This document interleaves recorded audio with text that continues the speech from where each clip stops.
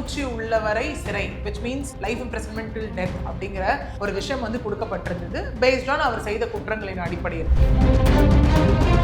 குற்றவாளி அப்படின்னு அறிவிக்கப்பட்ட காசி தரப்புல இருந்து அவங்க அப்பீல் போயிருந்தாங்க. ப்ராசிக்யூஷன் தரப்புல கொடுத்த எவிடன்ஸ் போதுமானதாக இல்லை, அதனால எனக்கு கொடுத்த லைஃப் இம்ப்ரெசன்மெண்ட்டை வந்துட்டு நீங்க குறைக்கணும். சம்பவத்தில் குற்றவாளி அப்படின்னு அறிவிக்கப்பட்ட அகைன் உறுதி செய்யப்பட்ட காசி அவர்கிட்ட இருந்து அரெஸ்ட் பண்ணி அதுக்கப்புறம் சார்ஜ் ஷீட் ஃபைல் பண்ணும்போது கிட்டத்தட்ட 1900 அக்சீன் ஃபோட்டோகிராஃப்ஸ் வந்து இங்கே சப்மிட் பண்ணியிருக்காங்க. 400 வீடியோஸ், 120க்கும் மேற்பட்ட பெண்கள் வந்து இங்கே விக்டிம்ஸ். ஒரு பெண்கள் என்னதான் வந்து ஒரு ஆண்கள் கிட்டேயோ இல்லை ஒரு ரிலேஷன்ஷிப் மீதோ அஃபெக்ஷனோ ட்ரஸ்டோ இல்லை ஒரு கான்ஃபிடென்ஸோ இல்லை ஒரு ப்ராமிஸை நம்பி போனாலும் அவங்களோட ப்ரைவசியான பர்சனல் ஃபோட்டோஸ் வீடியோஸை வந்து ஷேர் பண்ணுறத வந்து முற்றிலுமாக நிறுத்தணும். என்னென்னா நம்ம தான் கல்யாணம் பண்ணிக்க போகிறோம்ல, ஃபோட்டோஸ் அனுப்பு, வீடியோஸ் அனுப்பு, வீடியோ கால் வான்னு சொல்லி வீடியோ காலில் ஸ்க்ரீன் ரெக்கார்ட் பண்ணி வைக்க. அவங்க என்ன நினச்சிருவாங்க, ஃபோட்டோஸ் வீடியோஸ் அனுப்பிச்சா தானே பிரச்சனை, வீடியோ கால் தானே, இல்லை ஒன் டைம் வியூ ஃபோட்டோ தானே, போது இன்னொரு ஃபோனை வச்சு ஃபோட்டோ எடுக்கிறதுக்கு எவ்வளோ நேரம் ஆகும். அந்த மாதிரி சம்பவங்களும் இன்றைக்கி நடந்துக்கிட்டு தான் இருக்குது. 4 பேர் என்ன ஆகுதுன்னா நம்ம தான் கல்யாணம் பண்ணிக்க போகிறோம்ல, ஒன்றா இருந்தால் என்ன தப்பு. ஸோ அந்த செக்ஷுவல் இன்டர்கோர்ஸ் அப்படிங்கிற ஒரு கான்செப்ட் வரைக்கும் போயிடுச்சுன்னா எல்லாம் முடிச்சதுக்கப்புறம் சில ஆண்கள் அங்கே என்ன பண்ணுறாங்கன்னா, ஓ அப்போ நீ என் கூட இவ்வளோ நெருக்கமாக இருந்துட்டேன்னா அப்போ நீ வேற யார் கூட இப்படி இருந்திருப்பியோ, எந்த நம்பிக்கையில் நீ என் கூட இருப்பியோ வேற, அந்த மாதிரி ட்விஸ்ட் பண்ணி கேரக்டரே அசாசினேட் பண்ணி இன்னும் எக்ஸ்ட்ரீமாக போனால் என்ன ஆகும். இந்த பையன் என்ன ஸ்டாண்ட் எடுப்பாங்க அந்த இடத்துல வந்துட்டுன்னா, இவங்க அடல்ட்டுங்க எல்லாம் தெரிஞ்சுதான் இவங்க என் கூட ஒன்றா இருந்தாங்க, அப்புறம் எங்களுக்குள்ள ஏதோ மிஸ் அண்டர்ஸ்டாண்டிங் ஆகிடுச்சு, கல்யாணம் பண்ணிக்க மாட்டேன்னு சொன்னி இவங்க என்ன பிளாக்மெயில் பண்ணுறாங்கன்ற ஸ்டாண்டை இன்னைக்கு பசங்க ரொம்ப ஈஸியாக எடுக்கிறாங்க. அதை ப்ரூவ் பண்ணுறது வந்து எங்கே ரொம்ப டஃப் டாஸ்க் ஆகுதுன்னா அந்த பெண்ணுக்கு ரொம்ப டஃப் டாஸ்க் ஆகுது. ஆச்சி மசாலா, எந்த சமையலும் ருசி தேடும் ரகசியம். 20 ரூபாய். மெரிபா பன்னீர் சோடா, ஐ ட்ரஸ்ட் மெரிபா. வணக்கம். வணக்கம் சார். இப்போ நார்கோவில் நடந்த ஒரு மிகப்பெரிய சம்பவம், பொள்ளாச்சி பாலியல் வன்கொடுமை, அந்த விஷயத்தை தொடர்ந்து ஒரு சில நாட்கள் இடைவெளியில் நடந்த ஒரு மிகப்பெரிய சம்பவம்னா நார்கோவில் காசிம் விஷயம். அது ஒட்டுமொத்த தமிழ்நாட்டை தாண்டி இந்திய அளவில் பேசப்பட்ட ஒரு விஷயம். அவருக்கு வழங்கப்பட்ட அந்த ஆயுள் தண்டனையை வந்து உயர்நீதிமன்றம் நேற்றை வந்து உறுதிப்படுத்தி இருக்கு. இந்த வழக்கில் வந்து என்னென்ன விஷயங்கள் நடந்துச்சு? சிஎஸ் இது வந்து நம்ம பார்த்தோம் அப்படின்னா 2023 வந்து தட் இஸ் லைக் இந்த ஃபாஸ்ட் ட்ராக் மகிழா நீதிமன்ற நீதிபதி லார்ட்ஷிப் ஆர் ஜோசப் ஜாய் அவர்கள் வந்துட்டு கொடுத்த ஒரு தண்டனை இவருக்கு வந்து இறுதி மூச்சு உள்ளவரை சிறை, which means life imprisonment till death அப்படிங்கிற ஒரு விஷயம் வந்து கொடுக்கப்பட்டிருந்தது பேஸ்ட் ஆன் அவர் செய்த குற்றங்களின் அடிப்படையில். அதுக்கப்புறம் எல்லாருக்கும் இருக்கக்கூடிய ஒரு பேசிக்கான விஷயம் தட் இஸ் இந்த மாதிரி ஒரு தண்டனை வந்து ட்ரையல்ல எஸ் அவங்க கன்விக்ட் அப்படிங்கிற ஒரு விஷயம் உறுதி செய்யப்பட்ட பிறகு ஓகே, அதுக்கப்புறம் அவங்களுக்கு அப்பீல் போகிறதுக்கான எல்லா ஆப்ஷன்ஸும் அந்த இடத்துல இருக்குது. ஓகே, அதனை தொடர்ந்து தான் இங்கே இந்த குற்றவாளி அப்படின்னு அறிவிக்கப்பட்ட காசி தரப்புல இருந்து அவங்க அப்பீல் போயிருந்தாங்க. That is Madurai bench, Madras high court, அங்கே வந்து அவங்க போயிருந்தாங்க. எனக்குன்னா ஆகஸ்ட் 3, 2023 அப்போ வந்து அவங்க இந்த அப்பீல் பெட்டிஷனை வந்து சப்மிட் பண்ணுறாங்க. எப்போவுமே நம்ம அப்பீல் போகிறோம் அப்படின்னாலே எங்களுக்கு வந்து இதில் ஒரு லூப் எடுத்துகிட்டு தான் போவாங்க. என்னன்னா லோவர் கோர்ட்டில் வந்து நான் வச்ச வாதங்களை வந்து சரியாக கன்சிடர் பண்ணல, நான் எவிடன்சஸை வந்து அவங்க ப்ராப்பராக ஸ்க்ரூட்டனைஸ் பண்ணல அப்படிங்கிற மாதிரியான ஏதோ ஒரு லூப் எடுத்துகிட்டு தான் அப்பீலுக்கு போவாங்க. இங்கேயும் அந்த மாதிரி என்ன அவங்க லூப் எடுத்தாங்க அப்படின்னா, ப்ராசிக்யூஷன் தரப்பில் கொடுத்த எவிடன்ஸ் போதுமானதாக இல்லை, அதனால் எனக்கு கொடுத்த லைஃப் இம்ப்ரெசன்மெண்ட்டை வந்துட்டு நீங்கள் குறைக்கணும் அப்படிங்கிற ஒரு விஷயத்தை நோக்கி தான் வந்துட்டு அவங்க அப்பீலே இங்கே போகிறாங்க. ஓகே, பட் அப்பீலையும் இங்கே வந்து நீதிபதி அவர்கள் விசாரிச்சுட்டு இல்லை என்னென்னா எல்லா எவிடன்ஸும் இங்கே ப்ராப்பராக இருக்குது, என்னது குற்றச்சாட்டு வந்து சந்தேகம் என்று நிரூபிக்கப்பட்டதால் தண்டனையை உறுதி செய்கிறோம் அப்படின்னு சொல்லியிருக்காங்க. அதாவது இந்த ட்ரையல் கோர்ட்டில் என்ன ஜட்ஜ்மெண்ட் கொடுத்தாங்களோ அதை திரும்ப நாங்கள் கன்ஃபார்ம் பண்ணுறோம் அப்படின்னு சொல்லி இங்கே that is like judge N Anand Venkatesh, then judge K Ramakrishnan அவர்கள் இருவரும் இங்கே வந்து டிவிஷன் பெஞ்ச் உறுதியும் செய்யப்பட்டிருக்கு. அகெயின் இவருக்கு இருக்கக்கூடிய அடுத்த option he has to approach supreme court. ஏன்னா நம்ம முதல்ல இந்த மாதிரி நிறைய கேசஸ் பேசும்போது நம்ம பேசியிருக்கோம். என்னன்னா எவிடன்ஸ் திரும்ப அதான் நான் சொல்லி ஒரு கேஸ்லையும் நான் சொல்லக்கூடிய ஒரு விஷயம் அதுதான், எவிடன்ஸ் ஸ்ட்ராங்காக இருக்கக்கூடிய பட்சத்தில் ட்ரையல் கோர்ட்டில் கொடுக்கக்கூடிய ஜட்ஜ்மெண்ட் எய்தர் அது லைஃப் இம்ப்ரெசன்மெண்ட்டாக இருந்தாலும் சரி, டெத் பெனால்ட்டி ஒரு டபுள் டெத் பெனால்ட்டியாக இருந்தாலும் சரி, ஹைகோர்ட், சுப்ரீம் கோர்ட், ஈவன் கருணை மனு மர்சி பெட்டிஷன் போகும்போது கூட அது ரிவர்ஸ் ஆகிறதுக்கு சான்சஸ் இல்லை அப்படிங்கிற ஒரு விஷயம் நம்ம நிறைய டிஸ்கஸ் பண்ணியிருக்கோம். ஸோ இந்த கேஸ்லையும் அகெயின் அந்த ஒரு விஷயம் வந்து ப்ரூவ் ஆயிருக்கு. ஓகே, இந்த மதுரை உயர்நீதிமன்றம் இந்த தீர்ப்பை கூட இன்னொரு விஷயத்தை வந்து சொல்லியிருக்காங்க. இந்த பெண் பிள்ளைகளுக்கு இது ஒரு பாடமாக இருக்கணும். சமூக வலைத்தளங்கள் ஒருத்தர் வந்து நம்ம பழகுறோம், அவங்கள வந்து புகைப்படங்கள் அனுப்புறதா இருந்தாலும் சரி, அவங்களோட பழகுறதா இருந்தாலும் சரி, அது வந்து இந்த வழக்கு தீர்ப்பு வந்து உங்களுக்கு ஒரு பாடமா இருக்கணும்னு சொல்லி 4 மொழிகளில் வந்து இந்த தீர்ப்பை வந்து டிரான்ஸ்லேட் பண்ணி எல்லாருக்கும் அனுப்புங்க, அந்த மாதிரி ஒரு விஷயத்த சொல்லியிருக்காங்க. நீங்க ஒரு வழக்கறிஞர்ங்கிறதை தாண்டி பெண்களுக்கு வந்து ஒரு மோட்டிவேஷன் கிளாஸாக இருந்தாலும் சரி, போஸ்கோ கிளாஸாக இருந்தாலும் இந்த மாதிரிலாம் எடுத்துட்டு இருக்கீங்க. உங்களுடைய பார்வையில் இந்த தீர்ப்பை எப்படி பார்க்குறீங்க?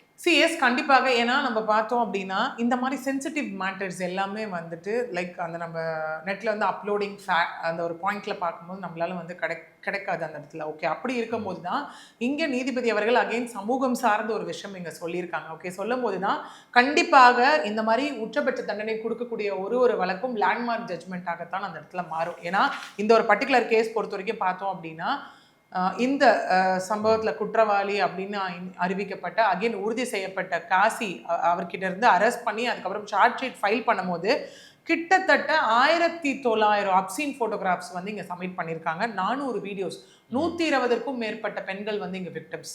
என்னன்னா கல்யாணம் பண்ணிக்கிறேன்னு ஆசை வார்த்தை சொல்லி அதுக்கப்புறம் அவங்கள வந்துட்டு தன்னுடைய ஆசைக்கு வந்துட்டு இணங்க செஞ்சுட்டு அதுக்கப்புறம் வந்து அவங்களோட ஃபோட்டோகிராஃப்ஸ் வீடியோகிராஃப்ஸ் எல்லாத்தையும் எடுத்து வச்சுட்டு வந்து நான் ஆன்லைனில் விட்டுருவேன் மிரட்டி பணம் பறிச்ச ஒரு விஷயம் தான் இங்கே. ஓகே, அதுவும் ரிப்பிட்டேட்டிவாக சில பெண்கள் கிட்ட பண்ணதுனால தான் இங்கே வந்து அதுக்கேற்ற மாதிரியான செக்ஷன்ஸ் எல்லாமே போடப்பட்டிருக்கு. கூடவே இங்கே வந்து சிபிசிஐடி அவங்க இதுக்கு மாற்றப்பட்டு 34 டாக்குமெண்ட்ஸ் வந்து இங்கே சப்மிட் பண்ணியிருக்காங்க. 20 மெட்டீரியல் ஆப்ஜெக்ட்ஸு, 29 விட்னஸ். அதில் பார்த்தோன்னா செல்ஃபோன்ஸ், லேப்டாப்ஸ் இது எல்லாமே அங்கே வந்து லைக் சப்மிட் பண்ணியிருக்காங்க காவல்துறை தரப்புல இருந்து அந்த இடத்துல கொண்டுட்டு போகும்போது. இதெல்லாம் வைத்து தான் இந்த தண்டனையானது வந்து இங்கே கொடுக்கப்பட்டுச்சு. இதனை நோக்கி தான் நீதிபதி அவர்களும் 2 விஷயம் வந்து இங்கே முன் வச்சிருக்காங்க. என்ன அப்படின்னா அகெயின் இது ஒரு லேண்ட்மார்க் ஜட்மெண்ட். இதை வந்துட்டு ஒரு 3 மொழியில் இங்கிலீஷ், தமிழ் அண்ட் ஹிந்தி 3த்துலேயும் டிரான்ஸ்லேட் பண்ணப்பட்டு இது ஒரு அவேர்னஸ் கிரியேட் பண்ணுறதுக்காக against digital safety and online exploitation. ஒரு பெண்கள் ஒரு ஆன்லைன் மூலியமாக எப்படியெல்லாம் எக்ஸ்ப்ளாய்ட் ஆகலாம், ஒரு டிஜிட்டல் பிளாட்ஃபார்மை எப்படியெல்லாம் சேஃபாக யூஸ் பண்ணணும் அப்படிங்கிறது இந்த ஜட்மெண்ட்டில் டிஸ்கஸ் பண்ண ஒரு விஷயமாக இருக்குது அப்படிங்கிறது அடிப்படையில் ஒன்று. 2வது வந்து என்ன அப்படின்னா ஒரு பெண்கள் என்னதான் வந்து ஒரு ஆண்கள் கிட்டேயோ இல்லை ஒரு ரிலேஷன்ஷிப் மீதோ அஃபெக்ஷனோ ட்ரஸ்ட்டோ இல்லை ஒரு கான்ஃபிடென்ஸோ இல்லை ஒரு ப்ராமிஸை நம்பி போனாலும் அவங்களோட ப்ரைவசியான பர்சனல் ஃபோட்டோஸ் வீடியோஸை வந்து ஷேர் பண்ணுறத வந்து முற்றிலுமாக நிறுத்தணும் அப்படிங்கிறது தான் இங்கே நீதிபதி அவர்கள் சொன்ன ஒரு விஷயம். இது அப்படியே நம்ம ரிலேட் பண்ணி பார்க்கக்கூடிய கேசஸ்லேயும் நம்ம எடுத்துக்கலாமே.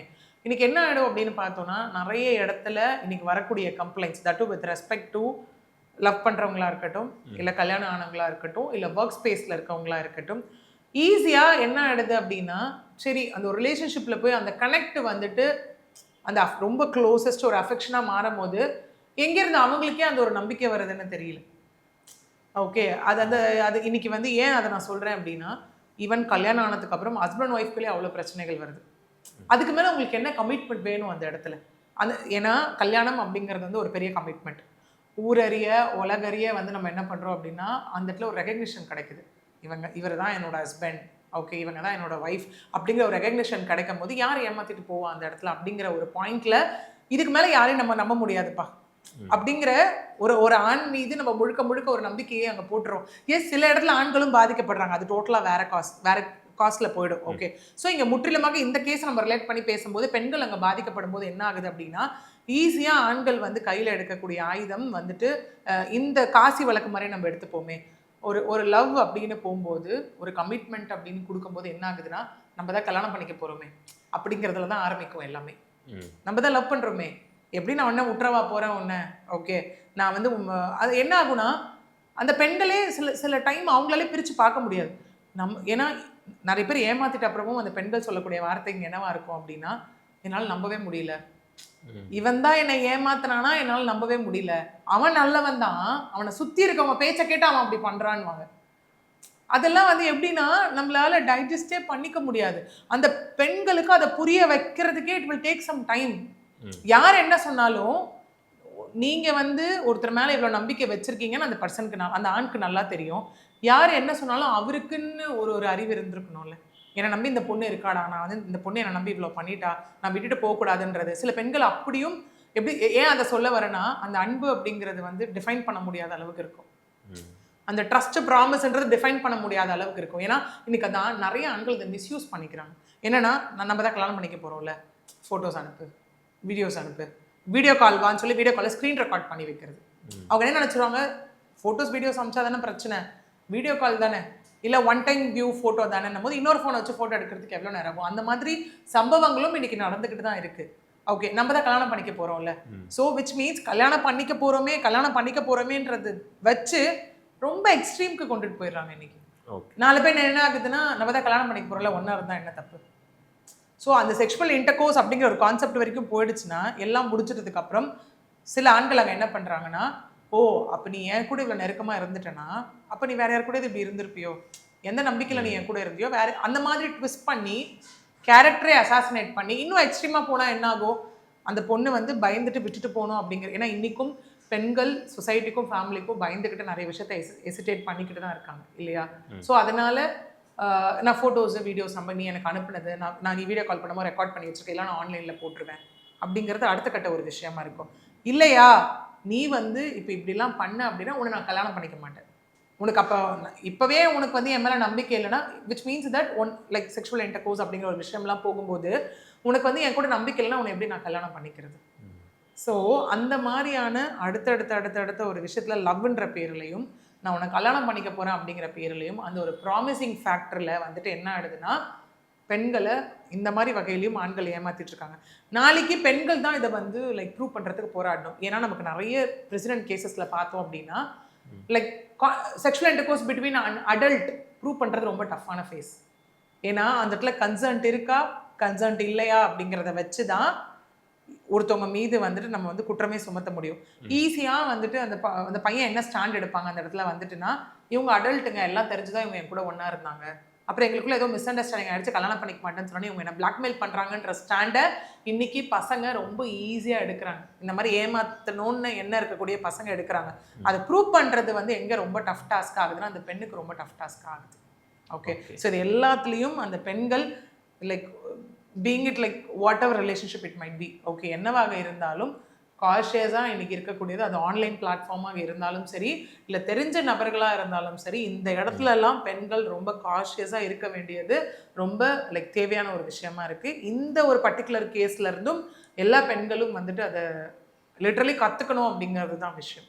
ஓகே, இந்த இணையதளத்தில் ரொம்ப ஆக்டிவாக இருக்க பெண்களுக்கு ஒரு பாடமாக இருக்கும் அப்படின்னு எடுத்துக்கலாம். சரி, ஓகே. இதே இந்த காசி வழக்கு ஒரு நம்ம பார்த்தாலும் இன்னொரு வழக்கு வந்து ரொம்ப அதிர்வலை ஏற்படுத்த வழக்கு அப்படின்னா பொள்ளாச்சி வழக்கு நம்ம எடுக்கலாம். ஆனால் இந்த 2 விஷயங்கள்லையுமே வந்து இந்த நீதிமன்றத்தை கையாண்ட விதம் வந்து வேற மாதிரி இருக்கு. அது ஒரு வழக்கறிஞராக உங்களுடைய பார்வை அதில் என்னென்ன விஷயங்கள் நடக்கும்? எஸ், இங்கே பார்த்தோம் அப்படின்னா again the thing is that evidence, நான் திரும்ப சொல்கிற ஒரு விஷயம் அதுதான். ஏன்னா இவர் தான் குற்றவாளி அப்படிங்கிறதுக்கும் இவர் குற்றவாளி இல்லை அப்படிங்கிறதுக்கும் அகெயின் எவிடென்ஷியல் வேல்யூ பேஸ் பண்ணி தான் இங்கேயே இவரோட தண்டனை திரும்ப இங்கே வந்து உறுதி செய்யப்பட்டிருக்கு அப்படின்னா அந்த எவிடன்ஸ் ஸ்ட்ராங்காக இருக்கிற பட்சத்தில். ஏன்னா இதில் வந்து கொஞ்சம் இல்லை நஞ்சல போலீஸ் வந்து அவ்வளவு மெனக்கிட்டு இருக்காங்க இந்த ஒரு பர்டிகுலர் கேஸில். ஏன்னா நிறைய விஷயங்கள் இங்கே டெலீட் பண்ணவே பட்டாச்சு. அதுக்கப்புறம் அது எல்லாத்தையும் சைபர் கிரைம் உதவியோடு போலீஸார் வந்து இங்கே ரிட்ரைவ் பண்ணியும் கொண்டு வந்திருக்காங்க இந்த இடத்துல.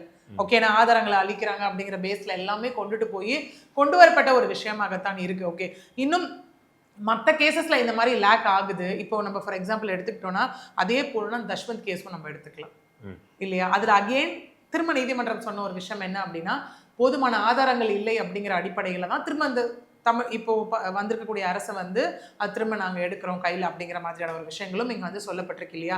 ஏன்னா அங்கேயும் என்ன சொல்லப்பட்டுச்சுன்னா அந்த சிசிடிவியில் இருக்கக்கூடிய ஃபேஸும் சரியா இல்லை, பிளர்ரா இருக்கு அப்படிங்கிற ஒரு விஷயம் வந்து அங்கே சொல்லப்பட்டுச்சு. 1.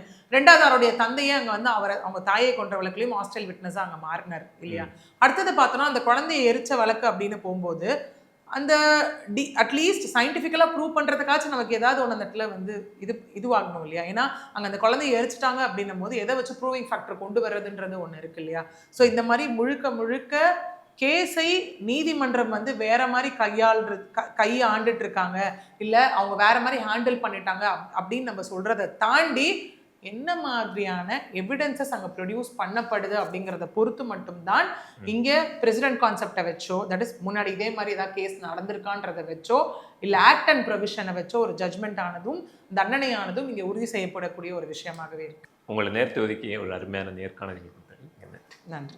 ஆச்சி மசாலா, எந்த சமையலும் ருசி தேடும் ரகசியம். 20 ரூபாய். மெரிபா பன்னீர் சோடா. I trust மெரிபா.